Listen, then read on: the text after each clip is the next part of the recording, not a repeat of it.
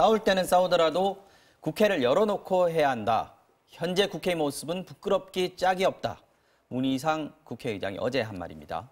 어제 각 정당의 원내대표들이 2번이나 모였지만 결국 국회 문은 열리지 않았습니다. 그야말로 공전만 거듭하고 있는 셈인데요.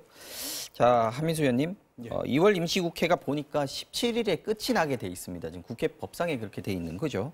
휴일을 빼면은 사실상 오늘까지 포함해서 6일 국회를 열 수 있는 날이 밖에 남지 않았습니다. 한국당의 요구 조건이 많은데 민주당은 어제 보니까 조건 없이 들어와라. 지금 이렇게 하면 계속 평행선이지 않습니까? 한 의원님께서 양당 입장 조금 간단하게 뭘 요구하고 있는 건지 뭐 얘기 좀 해주세요. 사실 열리기는 쉽지 않게 됐습니다. 뭐 극적인 변화가 없으면은 왜냐하면 문희상 의장 좀 전에 말씀도 나왔지만은 문 의장과 여야 5당 원내대표가 10일부터 17일까지 미국을 가더라고요. 방미 일정이 있기 때문에 그 기간 빼면은 사실 못 열리는 거죠. 뭐 오늘 급작스럽게 뭐 합의가 되거나. 근데 한국당이 요구하는 건 자유한국당 요구는 그렇습니다. 크게 보면은 그 김태우 검찰 수사관 있지 않습니까? 뭐 청와대 민간인 사찰 의혹, 뭐 외압 의혹 이런 걸 주장했잖아요. 폭로했는데 이 김태우 폭로 관련해 가지고 자유한국당은 한국당 특검을 도입하자.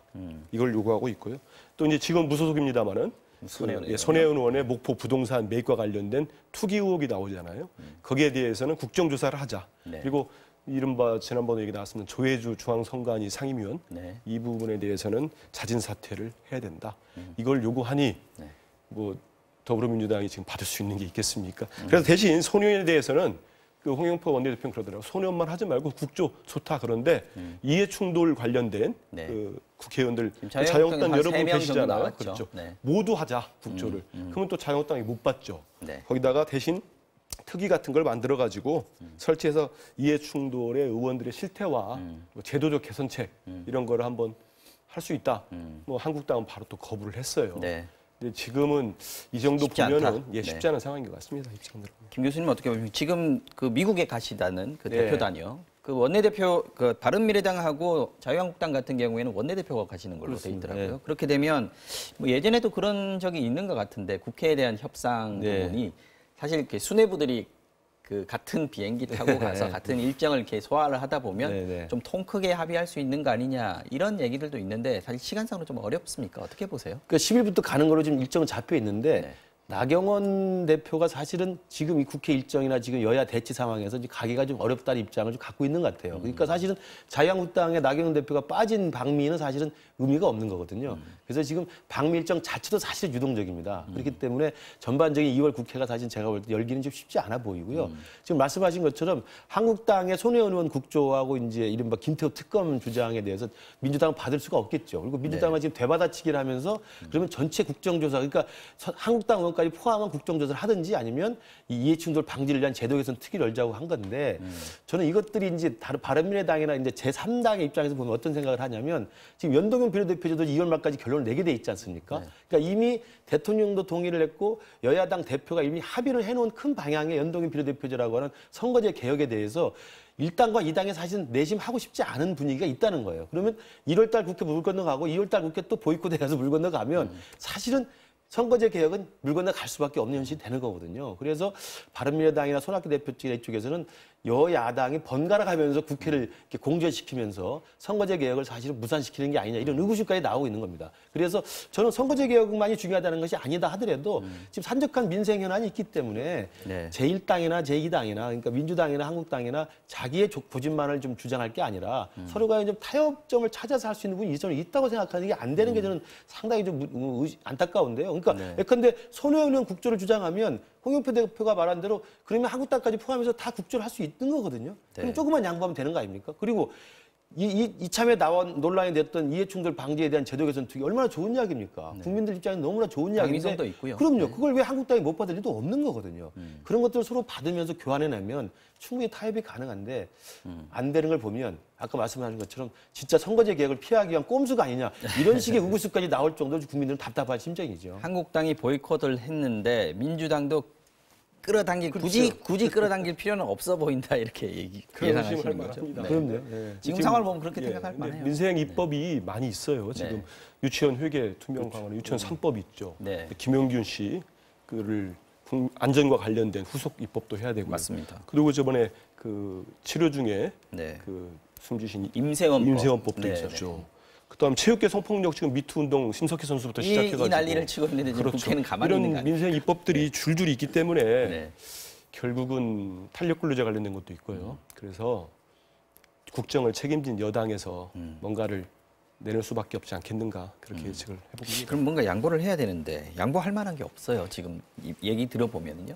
여당 혼자 또 결정하기 어려운 부분들이 있습니다. 네. 뭐 조혜주 임명권 같은 것도 있기 네. 때문에 여권 전체가 뭐 민생 입법이 시급한 게 많이 쌓여 있기 때문에 그에 대해서는 또 심도 있게 논의를 좀 해야 되지 않을까 싶습니다. 여야 입장에서 보면 뭐 그럴 수 있다고 하더라도 국민들이 보기에는 그럼요. 정말 지금 답답할 네. 노릇입니다. 그래서 지금 일각에서는 상시국회 얘기가 네, 또 네. 나옵니다. 그렇습니다. 이 부분 어떻게 생각하세요? 이 상시국회 이야기는 과거에도 계속 국회 제도개선위원회에서 계속 나왔던 단골맨입니다. 네. 그래서 지금 국회법이 어떻게 됐냐면 짝수 달에는 무조건 임시회를 열게 돼 있어요. 그래서 지금 2월 달에 열려 있는 거거든요. 그렇죠. 그래서 지금 국회혁신자문위원회라고 그래서 지금 문희상 의장이 취임한 다음에 구성이 돼서 활동을 하고 있는데 사실 저도 그 국회혁신자문위원으로 지금 활동을 하고 있습니다. 그렇습니까? 오늘 오전에도 그 회를 하고 지금 온 건데 혁신자문위에서 그 얘기를 했네요. 그렇습니다. 거기에서 상시국회. 지금 상시국회에 대한 안을 만들어서 국회법 개정안을 의장에 권고를 했습니다. 그래서 의장이 이걸 받아서 운영에 보내놓은 상태입니다. 그러니까 뭐냐면 홀수달만 아니 짝수달만 할 게 아니라 홀수달까지 넣어가지고 1월 달부터 12월까지는 매달 국회를 열 수 있도록 해놨습니다.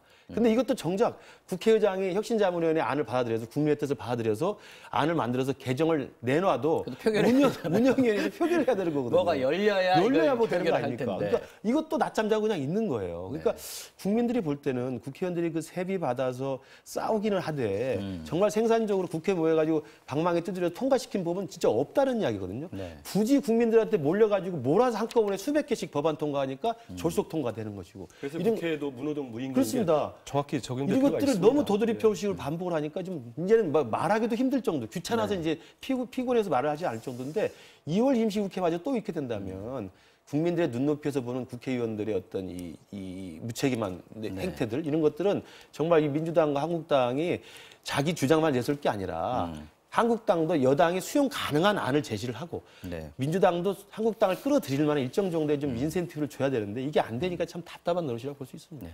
좀 다른 얘기인데요. 한국당 전당대회 날짜 때문에 지금 골머리를 앓고 있는데 오늘 오후에 보니까 비대위인가요? 선관인가요?에서 회의를 한다 그럽니다. 내용은 북미 정상회담하고 전당대회 날짜 27일 겹치니까 이거 연기하냐 마냐 이거 가지고 지금 논의를 하고 있다고 하는데 이 문제 가지고 지금 홍준표 원내대표 같은 경우에는 전 대표 같은 경우에는 음모론을 제기를 하고 있고 나경원 원내대표는 이렇게 얘기했습니다. 지난 지방선거 때 신북풍으로 재미를 봤던 여당이 만약에 내년 총선에서 신북풍을 계획한다면 아서라 하지 마시라고 하고 싶다. 이 발언 어떻게 생각하세요?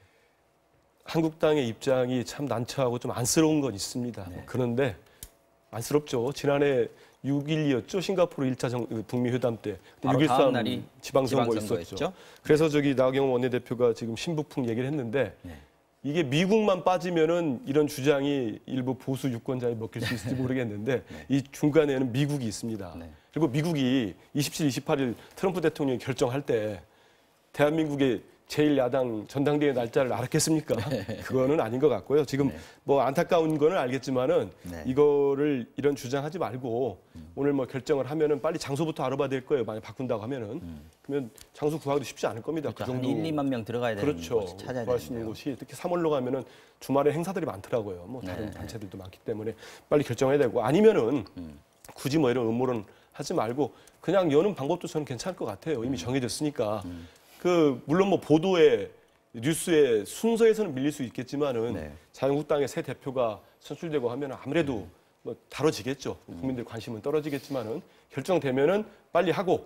근데 미국이 본격적으로 나서서 결정한 문제를 가지고 여기서 그러면 우리 정부가 날짜 이렇게 합시다 하고 미국하고 북한에 조율했다는 건데 타당한 얘기 같지는 않습니다. 지금 한국당이 사실 당혹스러운 거는 이해가 가긴 그렇죠. 합니다. 왜냐하면 지금 이제 지지율도 좀 오르고 있고 전당대회 앞두고 컨벤션 효과가 지금 올라오고 있는 중이지 않습니까?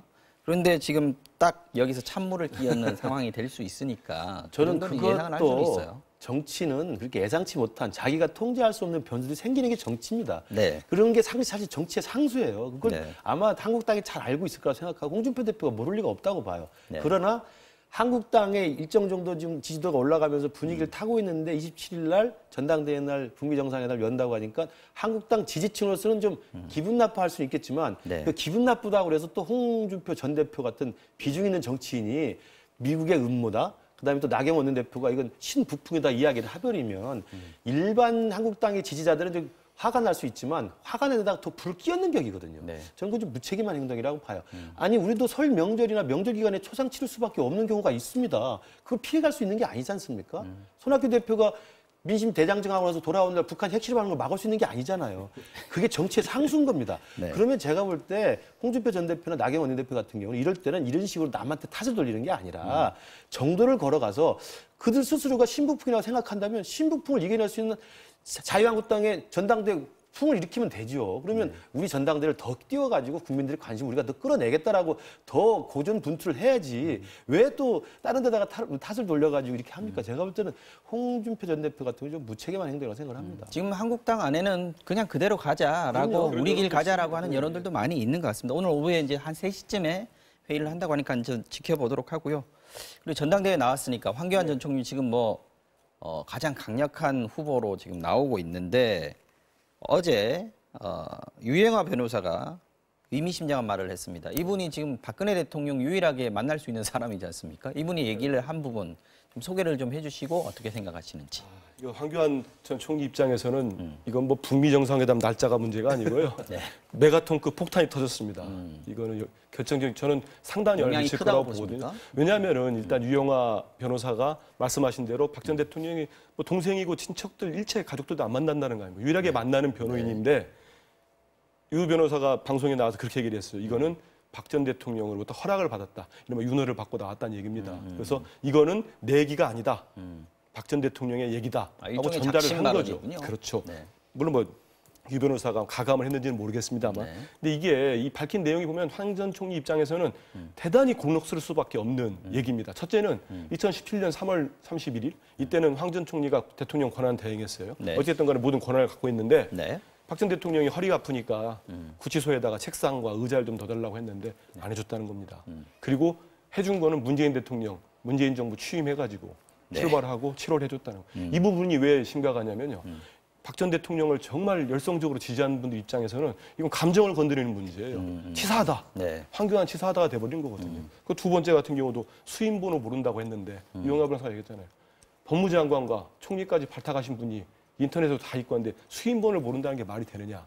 그러면서 이런 몇 가지 얘기를 소개하면서 결정적인 핵심 메시지는 그겁니다. 박 전 대통령이 전달하고 싶은 핵심 메시지는 황교안은 친박이 아니다. 그러니까 나의 지지자들이여. 전당대회에서 황교안 찍지 아니니 마라. 라고 지침을 내렸다고까지 충분히 볼 수 있는 거죠. 그러면 황 전 총리 입장에서는 지금 대형 그런데 폭탄이 터졌습니다. 황교안 전 총리 입장에서는 네. 그게 꼭 안 좋은 부분만 있을까요? 오히려 친박 그 프레임을 벗어나는 그런 효과도 있지 않을까요? 그러니까 저는 장기적으로 봐서는. 유영하 변호사의 저 작심 발언이 네. 저는 두 갈래로 나눠봐야 된다고 봐요. 지금 우리 한 의원이 말씀하신 것처럼 박 전 대통령의 재가를 받고 한 발언이라고 한다면 저는 박 전 대통령이 그렇게 정치적이지 못한 사람이었을까? 왜냐하면 생각해 보십시오. 예컨대 예전에도 DJ 대통령이 살아계셨을 때 민주당 내에서 친노 비노 싸움이 있을 때 친노도 동교동을 찾아가고 비노도 동교를 찾아갑니다. 그때 DJ 전 대통령 항상 했던 이야기는 둘 다 덕담을 해주는 거예요.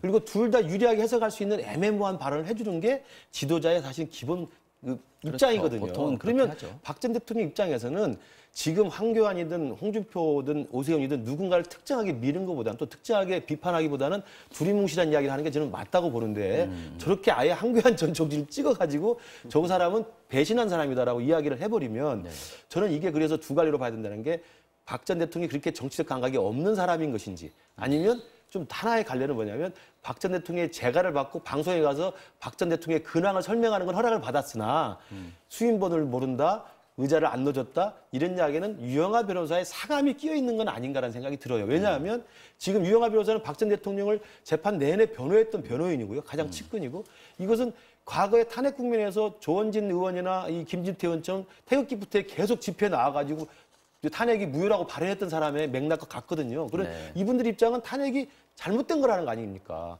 그런 입장을 가진 사람 입장에서는 황교안 전 총리의 지금 등장이라는 게 탄핵 때는 가만히 있다가 꽃가마 타고 들어온다고 생각을 하는 분위기가 있어요. 그런 아마 감정사의 표출이 유영하 변호사의 개인적 사감으로 노출된 거라고 한다면 이해가 될 만합니다만 그게 아니고 박 전 대통령이 이런 내용까지 재가를 받아서 한 거라고 한다면 저는 박 전 대통령의 정치력 부재거나 아니면 지금 말씀하신 것처럼 박 전 대통령의 노련한 황교안 때리기에 과연 전략적 의도는 무엇인지 앞으로는 좀 분석을 해볼 필요가 있죠. 근데 김대중 대통령하고 좀 상황이 다른 게요. 그때는 김대중 대통령이 이거 감옥이죠. 이른바 지금 박근혜 전 대통령 옥중 정치라고 좀 하지 않습니까? 특수한 상황이에요. 다수를 만나서 접할 수 있는 정보가 부재한 상황이고 그리고 이것은 타깃이 분명합니다. 왜냐하면 TK, PK, 특히 TK는 지금 전당대 표를 가지고 있는 책임당원의 3분의 1이거든요. 그쪽에 주는 메시지로서는 아주 강력하게 될 수가 있겠죠. 네, 오늘 말씀 여기까지 듣겠습니다. 네. 지금까지 한민수 전 국민일보 논설위원 그리고 김근식 경남대 교수였습니다. 다음 주에 또 뵙겠습니다. 네, 감사합니다. 감사합니다.